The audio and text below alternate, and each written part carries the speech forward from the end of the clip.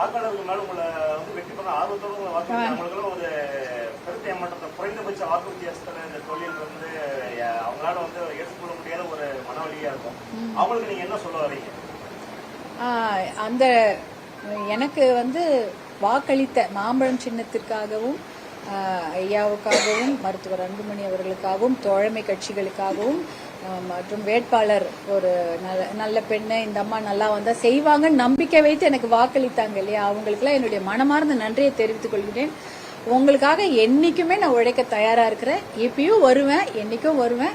நீங்களாம் என்னுடைய மனதில் நீங்க இடம் பிடிச்சிருக்கிறீங்க. நான் வந்து உங்களை வாக்காளர்களாகவோ இல்ல வெறும் ஓட்டு போட்ட வாக்காளர்களா பார்க்கவே இல்லை. நான் அப்பயே சொன்னேன், என்னுடைய தருமபுரி ஜனங்கள் வந்து என்னுடைய சகோதரர்களாகவும் சகோதரிகளாக தான் நான் பாக்குறேன். அப்படி இருக்கும்பொழுது அவங்கள நான் என்னைக்கும் மறந்துடவும் மாட்டேன், விட்டு கொடுக்கவும் மாட்டேன். எப்பயுமே நான் வந்துட்டு இருப்பேன். அவங்களுக்காக என் உழைப்பு எப்பயுமே கிடைத்து கொடு. தருமபுரியை பொறுத்த வரைக்கும் அது என்னுடைய வீடாக தான், தாய் வீடாகவும் நான் வந்த வீடாகவும் தான் நான் நினைக்கிறேன். அதனால கண்டிப்பாக நான் இங்க என்னுடைய மக்களுக்கு செய்ய வேண்டியதை கண்டிப்பா செய்து கொண்டுதான் இருக்கேன்.